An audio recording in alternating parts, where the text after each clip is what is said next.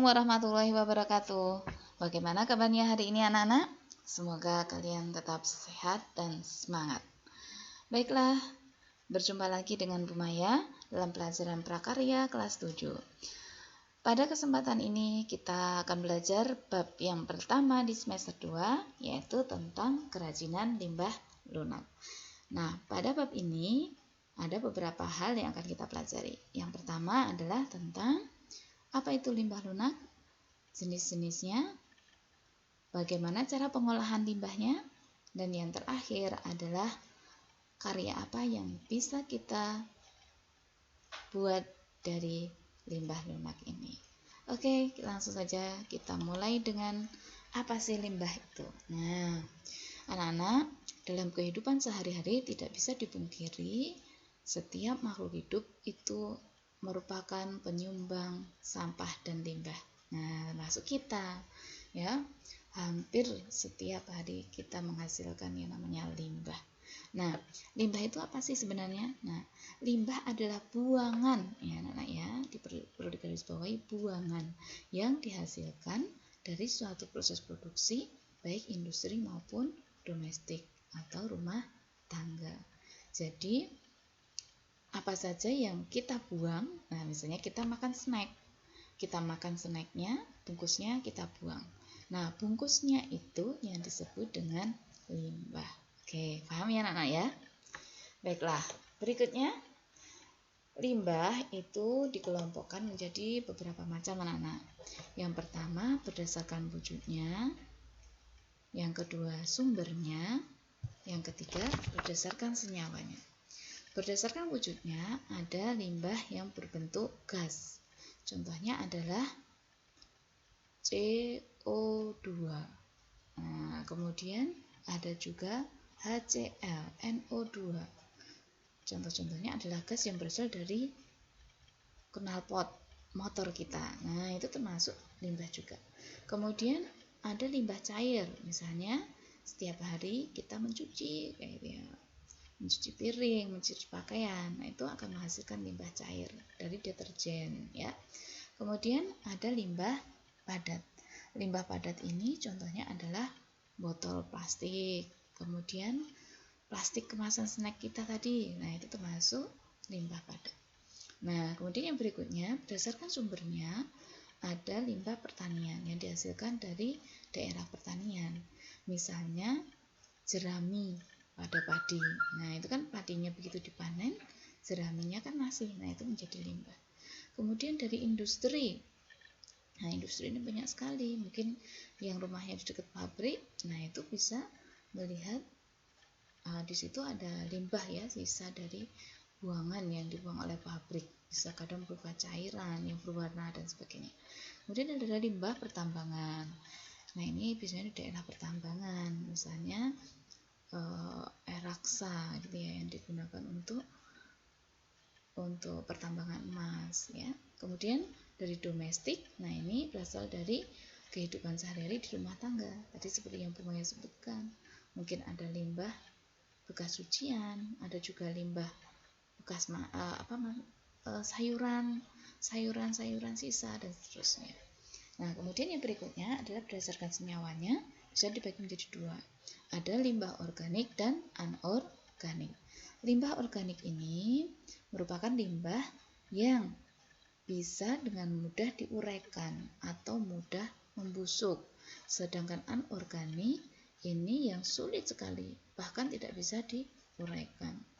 Nah, yang akan kita pelajari adalah pengolahan limbah yang berdasarkan senyawanya, yaitu organik dan anorganik. Oke, kita mulai dari limbah lunak dulu anak-anak. Nah, limbah lunak adalah limbah yang bersifat lembut, empuk, dan mudah dibentuk. Nah, ini ya. Kemudian limbah lunak sendiri dibagi menjadi dua anak-anak. Ada limbah lunak organik dan anorganik. Kita pelajari satu persatu ya. Limbah lunak organik adalah limbah lunak yang mudah busuk dan bersifat mudah terurai oleh mikroorganisme. Ya, biasanya berasal dari tumbuhan. Nah, contohnya adalah ada daun-daunan, kulit buah, kemudian kulit sayur, dan sebagainya. Oke, contoh kulit buah itu kulit salak kayak gitu ya, daun-daunan kering kayak gitu.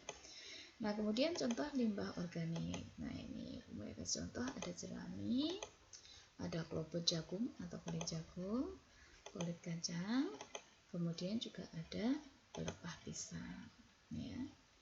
Next. Nah, yang kedua adalah limbah anorganik. Limbah anorganik adalah limbah lunak yang tidak mudah busuk dan sulit untuk terurai oleh mikroorganisme. Nah, bahkan tidak bisa ya. Nah, ini berasal dari olahan dengan campuran zat kimia, biasanya diolah oleh pabrik. Contohnya adalah plastik kemasan, kain perca, styrofoam, kotak kemasan, dan sebagainya. Ini contoh plastik kemasan, kain perca, dan ada kotak kemasan. Berikutnya, pengolahan limbah lunak itu ada 3 ya anak-anak ya. Yang pertama reduce atau mengurangi. Ini dengan cara kita mengurangi penggunaan dari limbah lunak ini. Misalnya ketika kita belanja, kita membawa kantong dari rumah, kantong belanja. Nah, ini akan mengurangi penggunaan kantong plastik. Nah, ini namanya reduce. Kemudian reuse itu adalah menggunakan kembali. Nah, ini memilih barang-barang yang bisa digunakan lagi. Jadi misalnya ketika kita minum, kita bawa botol minum dari rumah, itu akan setidaknya mengurangi limbah yang berupa botol plastik ketika kita beli air mineral. Kemudian recycle atau mendaur ulang, itu barang yang tidak berguna itu bisa didaur ulang lagi. Misalnya ada jenis plastik yang bisa didaur ulang menjadi plastik lain.